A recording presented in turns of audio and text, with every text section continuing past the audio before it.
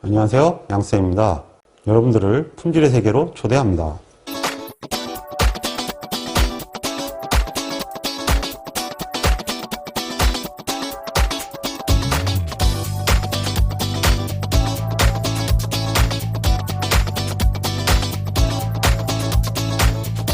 이번에는 품질기행 개론에 대해서 학습합니다.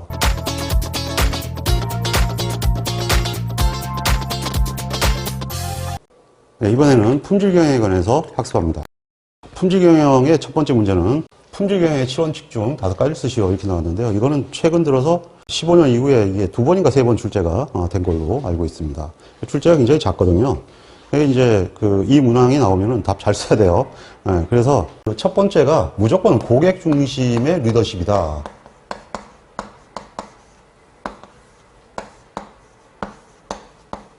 이것은 무조건 이제 외워야 되고요. 그 다음에 이제 이 공급자가 있고 고객이 있어요.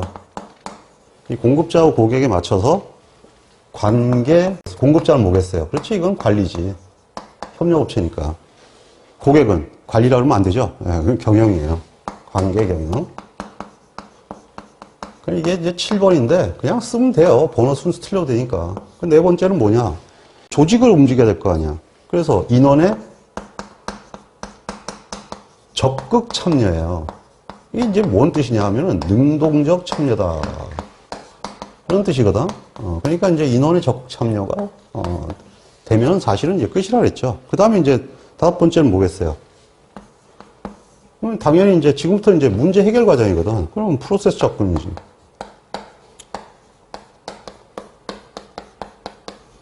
모든 일은 프로세스로 간다. 이렇게 되고요. 그러면 이렇게 되면 그 다음에 뭐가 되겠어요? 이거를 지속적으로 개선을 하는 건데 이걸 개선하기 위해서 어떻게 해야 되느냐? 의사결정을 해야지 개선을 하잖아요. 그래서 증거 기반 의사결정이다.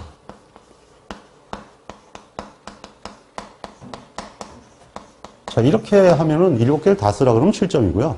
이 중에서 이것처럼 5가지만 쓰면은 5점인데 쓸 때 막 8개, 9개 쓰시는 분들이 뭐 6개, 7개 쓰는 분들이 그러지 마세요. 1번에서 5번까지만 채점하고 그 5가지를 쓰라 했는데 6개를 쓰잖아요. 그 밑에는 채점을 아예 안 합니다. 채점을 아예 안 하고 만약에 그럼 앞에 3개째 틀리고 뒤에 맞으면 앞에 틀렸으면 틀린 거예요. 5개만 딱 채점하게 돼 있어요. 그래서 밑에는 써놔봐야 전혀 채점을 하지 않으니까 딱 자신 있는 거 5개만, 5개를 물고 하면 5개만 쓰도록 하세요. 그러면 이건 5점입니다. 유사문제 1번. 이거는 옛날부터 시험 문제가 굉장히 많이 나오던 건데요. 파이겐바우 문제입니다. 그래서 과거에 많이 나왔고, 최근 들어 주춤하지만, 최근에도 또 한번 나온 적이 있어요. 그래서 이거 신경 써야 됩니다. 다음 가로 속에 적당한 말을 보기 찾으시오. 여기서 이제 품질 목표는 설계를 얘기하고요.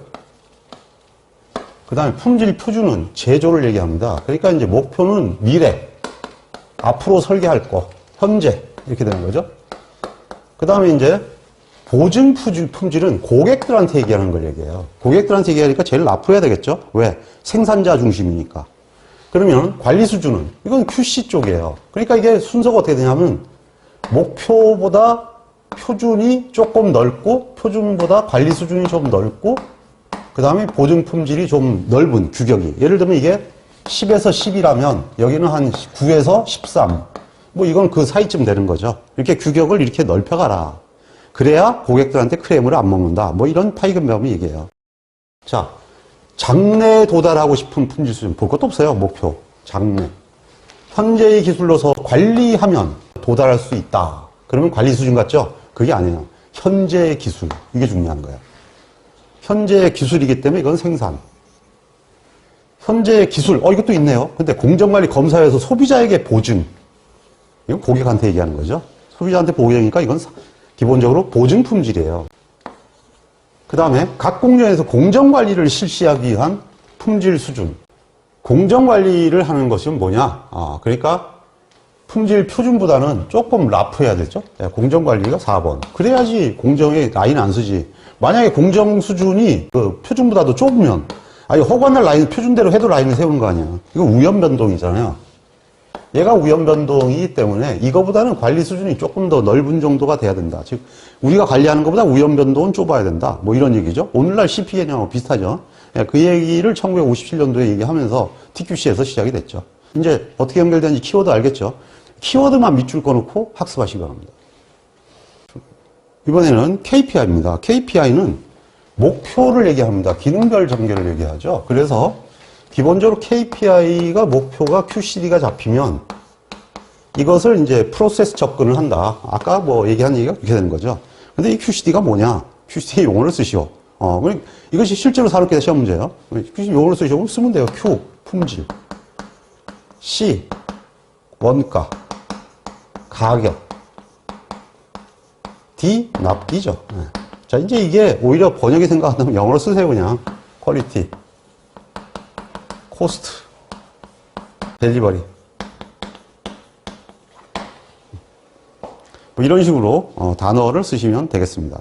자, 그러면 품질 경영에서 QCD를 KPI로 활용하는 이유를 쓰시오. QCD를 KPI를 왜 쓰겠습니까? 아주 간단한 겁니다, 이거. 이게 뭐예요? 고객 요구사항이에요. 그래서 고객이 QCD를 요구하기 때문에 기업에서는 당연히 그것이 목표가 되는 거죠. 즉, 고객 요구를 결국 뭘로 옮겨요? 품질 사이클이에요. 설계로 연결하고, 설계를 제조로 실현해서 다시 공급해주기 위해서는 고객의 요구사항이 목표가 되어야 되는 게 당연하죠. 그래서 QCD는 고객의 요구사항이다. 이것이 정답이 되겠습니다. 품질 사이클 세 가지를 쓰시오. 품질 사이클은 품질관리 사이클하고 다르죠. 품질 사이클은 제일 먼저 설계, 품질, 제조 품질, 여기 이제 시장 품질인데, 원래 이 시장 품질을 설계 품질이 받아서 제조 품질로, 적합 품질로 내면 이게 돌아간다 해서 이게 사이클, 품질 사이클이라고 이렇게 얘기했습니다. TQ 시절이었죠. 지금은 이제 이게 바뀌어서 얘가 맨 위에 있죠. 시장 품질이 제시되면, 이제 시장이 제시되면 설계가 이걸 빠른 시간에 대응을 하고, 그러면 이제 거기에 제조가 적합하게 만들어서 납품하는 이렇게 형태가 되는데, 거기서 이제 사용 품질이라는 관점을 집어넣죠. 그래서 사용 품질의 관점을 집어넣어서 얘기하는데, 사용 품질이 결국은 시장 품질이니까 같은 말이 됩니다. 그래서 이 세 가지가 들어간 것을 품질 사이클이다 이렇게 얘기를 하죠. 이번에는 관리 사이클이나 대밍 사이클 또는 품질 관리 사이클 뭐 이렇게 얘기가 나올 수 있고요. 반면적으로 품질 사이클 이렇게 문제가 나올 수 있습니다. 이게 이제 많이 나오는 건데, 관리 사이클 4단계를 쓰시오. 그럼 관리란 말이 들어가잖아요. 대밍이란 말이 들어가면 조금 이제 저거 한 건데, 대밍이 얘기했다고 그래서 그런 거예요. 원래 관리 사이클이 뭐냐? PDCA예요. 그럼 이렇게 쓰시면 돼요. 기획, 실행, 체크, 보증이라고 할 수도 있죠. 그 다음에 조치. 뭐 이렇게 간단하게 쓰시면 되는데, 왜 그러냐 하면 원래 관리 사이클 자체가 이거니까 품질 관리도 이거고요. 그냥 경영 관리도 이거예요. 모든 관리 사이클은 다 이겁니다. 그래서 이제 프렌드 체크 액션인데, 원래는 프렌드 C라고 했죠. 그래서 이제 이게 바뀐 거고요. 경영학에서는 이게 나온 얘기입니다. 그 다음에 품질 사이클이란 건 뭐냐 하면은 이건 달라요. 품질 사이클이 나올 수가 있는데, 이것은 당연히 시장 요구 품질. 이 시장 품질을 설계가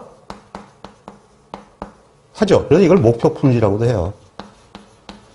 그 다음에 이것을 제조를 합니다. 얘를 적합하다 그래서 적합 품질이다 이렇게 표현을 씁니다. 그래서 이렇게 세 개의 사이클을 품질 사이클이라고 그렇게 얘기합니다. 다음은 카노의 품질 요소에 관한 그림이다. 가로안을 채우세요.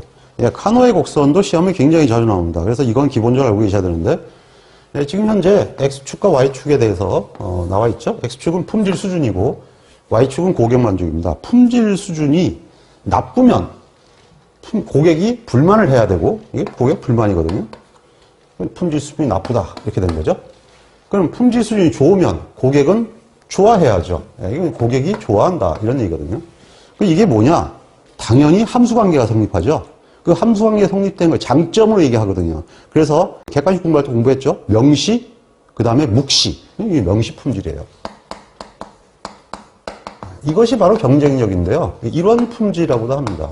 1차원적이다 이런 뜻이죠. 명시 품질이 원래 제일 맞는 적당한 말이고요. 반면에 품질이 나쁘면 화를 내는데 좋아도 가만히 있는다 이런 경우는 없죠.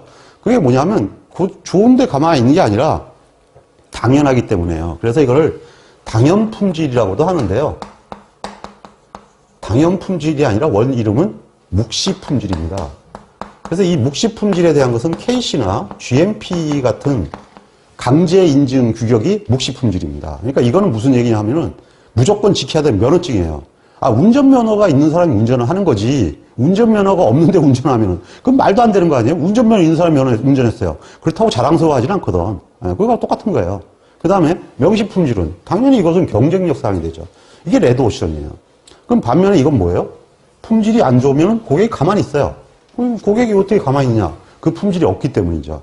그러니까 결국은 그 품질이 있으면 고객들이 굉장히 열광을 하는데 이것이 이제 바로 뭐냐 하면 고객들이 감동한다. 그래서 이제 감동 품질이다. 이렇게 얘기를 하는데 고객들이 흥분하기도 하기 때문에 흥분 품질이다고 얘기를 하기도 합니다.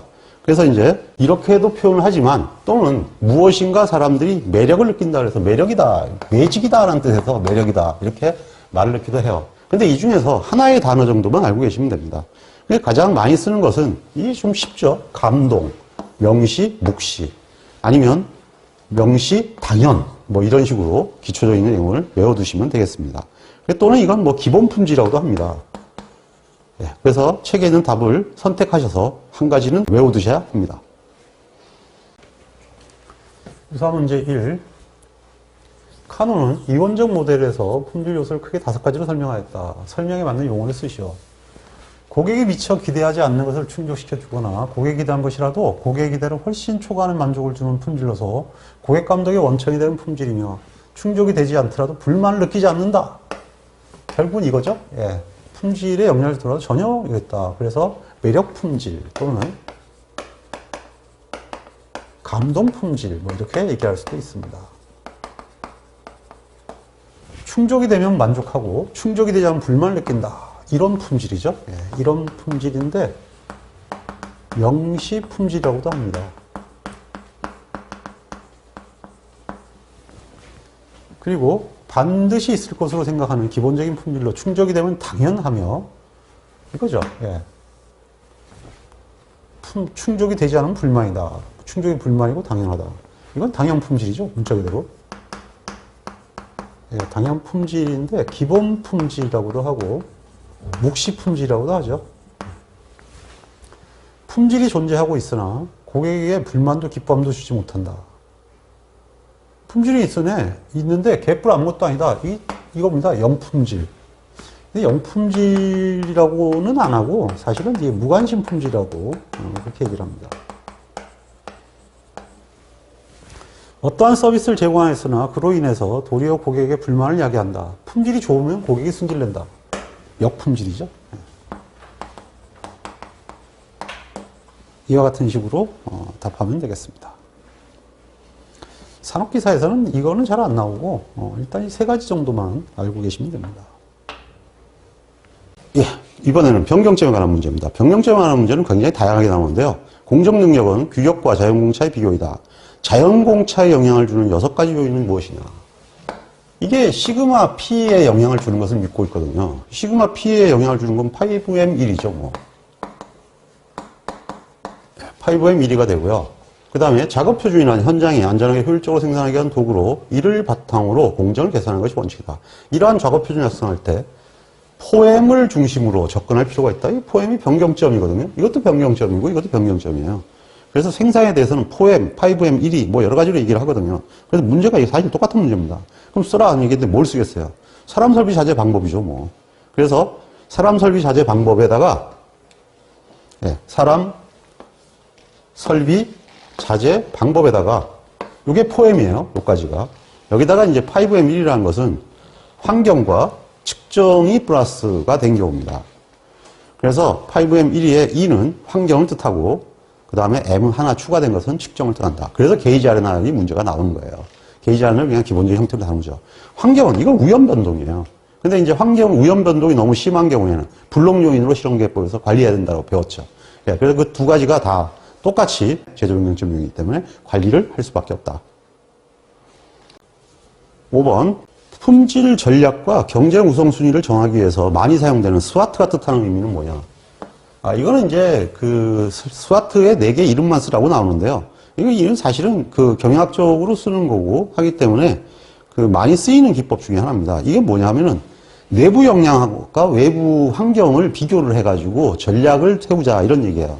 그래서 일반적으로 이 내부 환경을 뭘로 나누냐 하면은 보통 이제 X축에다 두는데 여기 있는 대로 내부의 역량이 강하다, 약하다. 강점, 약점을 봐요. 예, 그래서 여기가 S가 되고 여기가 W가 되죠. 예, 그래서 스트렝스와 위크니스라 해서 놓고요. 그 다음에 외부의 여건, 이거 외부 환경이죠. 예, 외부 환경을 여기서 이제 뭐라고 놓냐 하면은 오퍼추니티, 기회와 위협으로 놓습니다. 그래가지고 이제 O와 T인데요. 위기는 위협과 기회 두 가지를 얘기해요. 그래서 위기라는 단어가 아니고 위협과 기회. 여기서 채점하다 보면 잘 틀려요. 위기와 기회 이렇게 쓰는 위기와 기회 아닙니다. 그래서 환경이 위협적이냐 우리한테는 혹이냐 이제 그거를 얘기하는 거고요. 전략이란 건 뭐냐면 이걸 연결시키는 거예요. SO 여기는 WO 여기는 ST 여기는 WT가 되죠. 이렇게 전략을 세운다는 얘기가 뭐냐면 우리의 강함으로 기회를 잡겠다. 기회가 어떤 건지 모르지만 써놨으면 그걸 잡아보겠다는 얘기죠. 우리의 강점으로 다가오는 위협에 강공을 나가겠다. 우리의 강한 부분을 더 연마해서 공격이 최선의 방어다. 뭐 이런 얘기가 되는 거죠. 그 다음에 이거는 뭐예요? 우리가 약한데 기회가 오고 있어요. 그 약한 입장에서 어떻게 됩니까? 결국은 전략적 제휴라든지 보완을 통해서 우리가 약점을 보완해서 기회를 잡아보겠다. 이런 얘기고. 위협인데 우리가 약해요. 이거 어떻게 해야 됩니까? 그래서 최대한 방어를 해야죠. 이런 경우는 괜히 공격하면 우리가 당하죠. 그래서 방어를 하거나 어떻게 하면 이 위협을 회피할 것이냐 하는 것을 전략으로 세우는 방법을 얘기합니다. 그래서 이제 이러한 형태로 전략을 전개하는 것이 바로 스와트 분석이다. 그럼 이게 쓰는 건 어떻게 되냐? 네 개만 이렇게 쓰면 돼요. 강점, 약점, 기회, 위협. 이렇게 쓸 줄 알면 되는 겁니다. 6번. 다음은 품질 코스트에 관한 사항이다. 물음에 답하시오. 품질 코스트 구성 비용 세 가지를 쓰시오라는 문제도 나오고, 그럼 6점입니다. 세 가지를 설명하시오. 그래도 6점입니다. 그리고 이처럼 세 가지를 설명하고 그래프를 그리시오. 곡선에 대한 명칭을 쓰시오. 그랬는데, 보통 곡선을 줍니다. 주고 이제 거기다가 쓰게 돼 있는 거죠. 그래서 몇 개의 곡선을 설명을 해보도록 하겠습니다. 먼저, 품질 코스트 비용은 당연히 세 가지입니다. 이거는 키포인트를 설명하기 위해서 답안으로 설명하겠습니다. 우선 당연히 예방비용, 평가비용, 실패비용인데 예방으로 써도 되고 P코스트로 써도 됩니다. 평가비용이라고 해도 되고 A코스트라고 해도 되고요. 실패비용이라고 하고 F코스트 둘 중에 아무나 쓰면 됩니다. 내부 실패비용, 외부 실패비용은 나온 전례가 없으니까 그냥 이렇게 세 가지만 알아두시면 됩니다. 필기하고는 다릅니다. 자, 근데 여기서 설명하시오가 있어요. 그럼 예방비용을 뭐라고 설명할 거냐? 예방비용은 미연 방지 비용입니다. 그래서 여기 보면 미연 방지에 투입되는 비용이라는 얘기 있거든요. 분량이 안 나오도록 미연 방지하는 비용이다. 근데 자, 예방 코스는 미연 방지 비용이다. 이렇게만 달랑 쓰니까 이건 뭐 하단 말이에요. 비용으로 하나만 생각하는 거야. 그냥 교육비 등이 해당된다. 그러면 설명한 거 아니에요. 이게 대략적으로 설명만 되면 되는 거예요. 응? 그냥 구성비용 세 가지 설명하시고 그랬는데 이건 정의거든요. 위험 방지라는 정의가 들어갔잖아. 불량 예방이다. 위험 방지는 불량을 예방하기 위해서 투입되는 비용으로 불량을 예방하기 위해서 투입되는 비용으로 교육비용 등이 해당된다. 그럼 정답입니다. 그 다음에 평가비용은 이거는 뭐냐면 소정의 품질 코스트를 유지하기 위한 비용이에요. 정말 어렵습니다. 소정의 품질 코스트를 유지하기 위한 비용인데 품질 수준 유지 이게 답이거든요. 근데 어렵잖아요. 그럼 평가비용을 뭐라고 쓰느냐? 불량을 검출하기 위한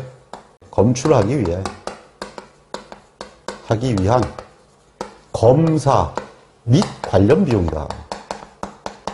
뭐 이런 정도로 편안하게 써도 됩니다. 근데 가장 좋은 것은 품질 수준을 유지하기 위해 이게 들어가고 검사 관련 비용이다. 소요되는 검사 관련 비용. 이것이 가장 좋은 답입니다. 이 말을 좀 이해하면 좋겠어요. 품질 수준을 유지한다.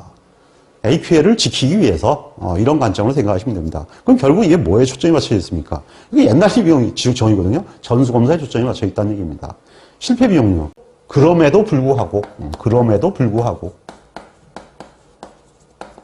불량으로 인한 손실비.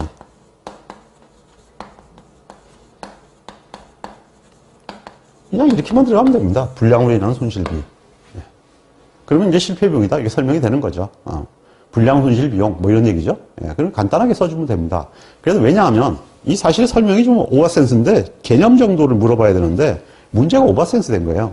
그래서 그렇게 이해하면 되고, 그 다음에 커크 팩트리의 곡선을 얘기해보면 품질 코스트 중에서 커크 팩트리의 곡선은 이게 이제 달러가 들어가게 되면 이게 이제 양품률입니다. 그러면 커크 팩트리의 곡선은 어떻게 되냐면 이렇게 돼 있어요. 예, 이렇게 돼 있습니다. 커크 팩트리 비용은 이게 뭐냐면 총비용. 올라가는 건 뭐겠어요? 양품률이 올라갈수록 예방비용이 올라가죠. 그 다음에 떨어지는 것은, 예, 이분이 생각할 때는 실패비용과 평가비용이 떨어진다. 이렇게 생각했습니다. A가 밑에 있죠. 예, 근데 이 커크 팩트리고요. 그 다음에 이게 옛날 사람들이 낸 문제라서 뭐가 많이 나오냐면 샤르본느가 많이 나옵니다. 똑같은 그림인데 샤르본느는 이렇게 얘기했죠. 뭐 이렇게 실패비용이 떨어지는 것 같아요. 근데 이게 이제 평가비용이 완만하게 올라가고요. 예방비용이 급격하게 올라간다. 그래서 이제 이렇게 되고 이게 이제 이렇게 된다. 이렇게 얘기를 했죠. 그래서 샤르본느에 의해 의해서 이것이 뭐가 되냐 하면은 적합비용 뭐 이런 식으로 비용이 발전이 되게 됩니다. 그래서 이제 적합비용과 올라가고 부적합비용, 실패비용은 내려간다. 그렇기 때문에 이제 나온다 했는데 그 그림은 시험 문제에 내가 알기로는 없고요. 커크 패트릭과 샤르본느의 두 개의 그림은 있는데 2차 시험에 샤르본느가 나온 적은 없고 주로 커크 패트릭만 여태까지 출제가 되었었죠. 다음 보기의 품질 코스트의 세부 내용을 PAF로 분류하시오. 예, 이거는 시험에 아주 잘 나오는 기본 문제니까 여기까지는 알아두시기 바랍니다. 사무비용은 예방비용이죠. 그 다음에 교육비용은 QC란 말이 있으면 다 예방비용이네요. 예. 그 다음에 시험 코스트는, 이거 원래는 시험 코스트는 설계일 수도 있어요. 신뢰성 시험이니까. 근데 여기서는 옛날 문제예요. 그냥 이건 평가비용으로 되어 있습니다. PM은 뭘까요? PM은 계측기에 대한 메인터넌스. 말은 프리벤티브 메인터넌스인데요. 그 프리벤트가 아니라 계측기에 관한 PM 비용. 이렇게 되어 있어요. 그러니까 이게 다시 A가 되죠. 이게 1950년대 얘기입니다. 그 다음에 설계 변경 코스트는, 설계를 변경하는 건 당연히 설계가 하는 일인데 갑자기 뜬금없이 이게 뭐가 됐냐? 설계 변경으로 인한 손실 비용이다. 이렇게 설명이 되어 있어요. 역시 지금부터 60년 전에 나온 얘기입니다. 이거 무조건 실패 비용으로 되어 있어요. 그냥 그런가 보다 하세요. 예. 지금 이렇게 쓰냐고요? 용어가 다 틀리죠. 근데 1970년대 얘기인데 계속 지금까지 시험 문제 출제되다 보니까 이렇게 되어 있어요. 현지 서비스는요, 가가지고 저거 해주는 거예요. 불량 재처리. 어쨌든 간에 이제 그렇게 정의된 게 그대로 시험이 나오는데 둘둘둘둘 이렇게 돼 있죠. 그래서 여기 시험 문제가 이렇게 돼 있어요. P는 무엇이냐? A는 뭐냐? 이렇게 쓰게 돼 있습니다. 번호로. F는 뭐냐? 그럼 여기 번호 쓰시면 돼요.